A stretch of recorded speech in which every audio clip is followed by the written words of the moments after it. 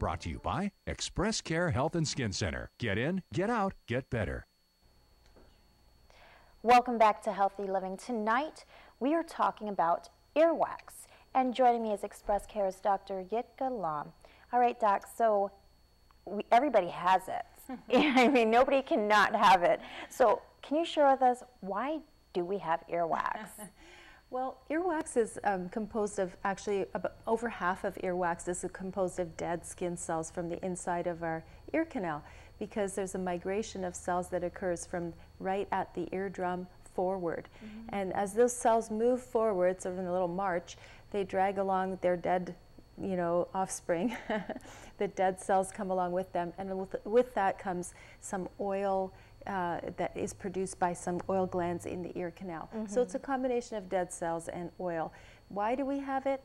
Well, that movement of cells helps clean our ear canal. So the wax grabs onto little particles, dust, germs, and pushes them out so they don't stay around inside the ear. Okay. So it's a cleaning mechanism. Okay. Now, you said it was made up of all these nasty little skin cells and oil. Yeah.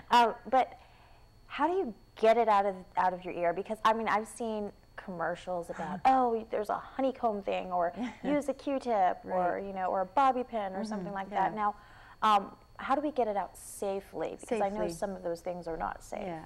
So actually, for most healthy people, your system is made to gradually just push the wax out, and you don't need to actually go digging it out. You can just clean the outside of the ear canal, not going in very far at all, with a cotton ball or a Q-tip, or even just your towel, just on the outside where you could reach with your finger, not any deeper.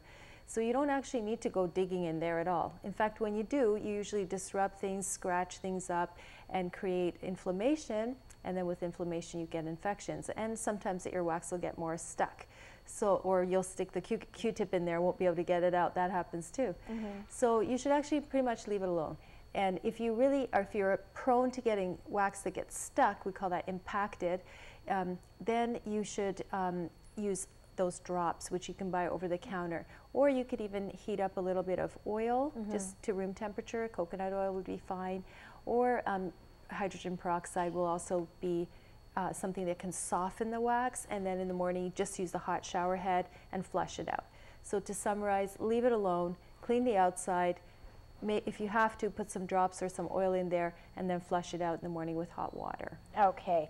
Now, you mentioned about Q-tips. Now, when you stick a Q-tip in your ear, what are you actually doing to the wax? I mean, you said impacting it. Yeah. So if you're sticking it in very far, you're just pushing the wax back, because again, the wax is naturally trying to flow out, and then you're taking the Q-tip and obstructing it and creating like a little ridge and pushing it back.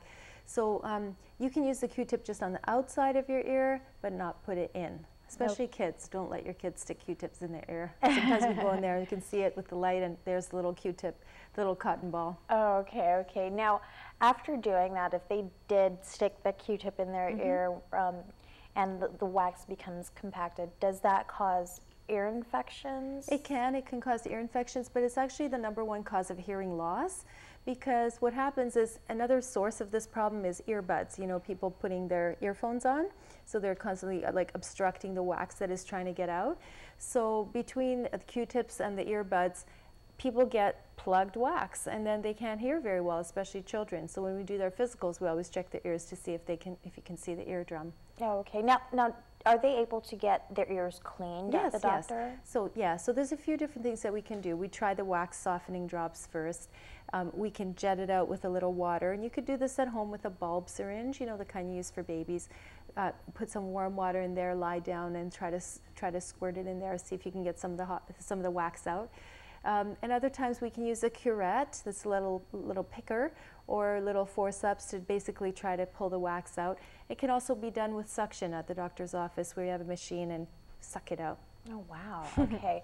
Now, sometimes, of course, your ear gets itchy. Like in your ear canal, it gets itchy. Is that a result of the wax buildup, or actually, what is that? It's usually due to dry skin. Now, there are different kinds of earwax. It's kind of funny. Genetically, you have one type or the other. There's wet wax. That's sort of a yellowish, sticky wax that people, typically European people, will have that, and African people will have that.